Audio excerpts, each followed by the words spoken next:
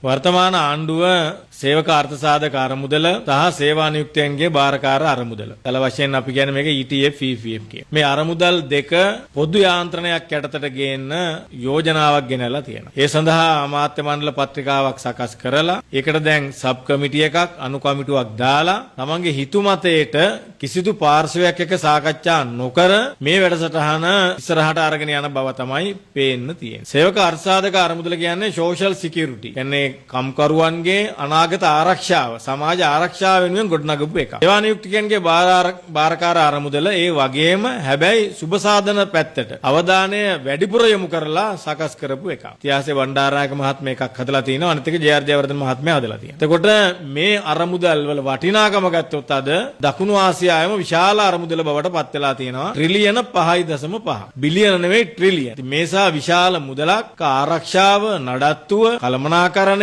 ආයෝජනය වගේ දේවල් ETF එකේ කෙරෙන්නේ සේවක අර්ථසාධක අරමුදලේ කෙරෙන්නේ මහ බැංකුව හරහා. මහ බැංකුව හරහා මේක කරනකොට ඒකට වගකීමක් තියෙනවා. ඒකට ආරක්ෂාවක් තියෙනවා. අනතුරක් නැහැ. ඒතකොට ඒගොල්ලෝ වගකීමෙන් තමයි ආයෝජනය කරන්නේ. ඉතිහාසෙ පුංචි ප්‍රශ්න ඇති වෙලා තියෙනවා. හැබැයි මේ මුදල ආරක්ෂා වෙලා තියෙනවා. මේකේ ක්‍රමවේදය ආරක්ෂා වෙලා තියෙනවා. ඒ හරහා සේවකයන්ගේ මුදල් වලට ආරක්ෂාවක් තියෙනවා. ඒගොල්ලෝ විශ්‍රාම ගියන් පස්සේ විශ්වාසයක් තියෙනවා මේ අරමුදල හරහා තමන් බලා ගන්නවා කිය. විශ්‍රාම ගියන් පස්සේ නැත්තම් අර නිකන් අර පෙන්ෂන් කාර්යය කියන ඒක දැන කවුරුත් ගණන් ගන්නෙත් නෑ. ජීවත් වෙන්න මුදලක් නෑ. දරුවෝ සලකන්නේ නැති අවස්ථා තියෙනවා. ඒ සමස්තයටම උත්තරේ වෙන්නේ මේ ETF එක තමයි. ඉතින් එතකොට ඒක රජයේ ආරක්ෂාව යටතේ රජයේ වගකීම යටතේ තියෙන්න ඕන එකක් කියන එක තමයි සේවකයන්ගේ අදහස. සේවකයන් මේකට මුදල් දෙනවා. හාම්පුතුනුත් දෙනවා. ඒතකොට සේවකයන්ගේ අදහස ඒකයි. ඒසා විශාල මුදලක් මේ දක්වා නියමාකාරයෙන් නඩත්තු වුණා නම් ඇයි ආණ්ඩුව මේ තකහණියේ මේකයි EPF එකයි දෙක එකතු කරලා ඒකාබද්ධ අරමුදලකට ගේන්න හදන්නේ. ආණ්ඩුව කියන මේක ට්‍රයිපාටයිට් එකක් බවට පරිවර්තනය කරන්න හදන්නේ කියලා. IMF එකේ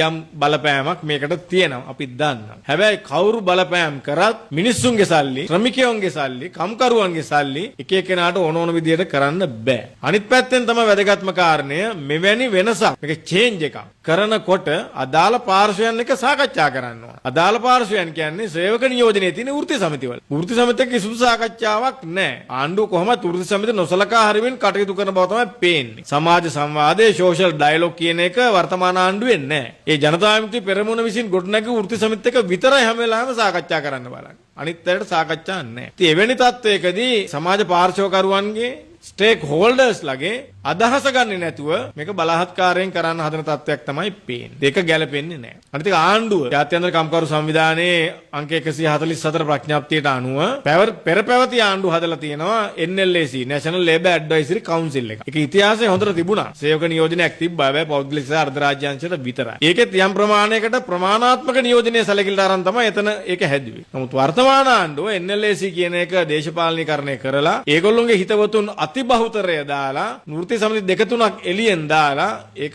වැඩි බලයක් ඒගොල්ලොන්ගේ කරගෙන තියෙනවා. එහෙම කරගත්ත ආයතනයට පවා මේ කෙටුම්පත දාලා සාකච්ඡා කරලා නැහැ. NLAC එකේවත් මේ කෙටුම්පත සාකච්ඡා කරලා නැහැ. ඒක ILO කන්වෙන්ෂන් එක අනුව හැදුණු එකක්. සමාජ සංවාදයේ මූලික පදනම එතන තියෙන්න ඕන කියලා. කම්කරුවන්ට අදාළ යෝජනාවක් ගේනකොට වෙනසක් ගේනකොට අලුත් අදහසක් ගේනකොට ඒක ජාතික කම්කරු උපදේශක සභාවේ සාකච්ඡා කරන්න ඕන කියන නීතිය තමයි හදලා තියෙන්නේ. ඒකට කම්කරු ඇමතිවරයා වාඩි වෙන්නේ. වෘත්ති සමිතිත් එක්ක දැන් වැරදි විදියට හදාගෙන තිබුණත් ඒකේවත් සාකච්ඡා නොකර මේකේ අර්ධ රාජ්‍ය සහ පෞද්ගලික අංශයේ වෘත්ති සමිති ඍජුවම ආදාලා ඒ ඇත්ත කිසිදු සාකච්ඡාවක් නොකර තමයි ආණ්ඩුව හිතාමතා මේක ගේන්න හදන්නේ තනි අදහසක් විදියට. ඒතර මේකෙදී භාණ්ඩාගාරයේ වගකීමෙන් මේක මිදෙනවා. මිදලා එළියට එනවා. ඒගොල්ලෝ යෝජනාව ආන. ඒතර බාරකාර මණ්ඩලයක් මේකට පත් කරන්න නියමිතයි. ඒකට වෘත්ති සමිති නියෝජිතයෙක් කියලා නම් කරගෙනත් තියෙනවා. ට්‍රයිපාටයිට් කියනවා හාම්පුතුන් වෘත්ති සමිති සහ ආණ්ඩුව. ඒතර වෘත්ති සමිති නියෝජිතය දැම්මොත් අපි දන්නවා අනිවාර්යයෙන්ම දාන්නේ මේ වර්තමාන ආණ්ඩුව කරන දේශපාලන පක්ෂයේ පුද්ගලයෙක්.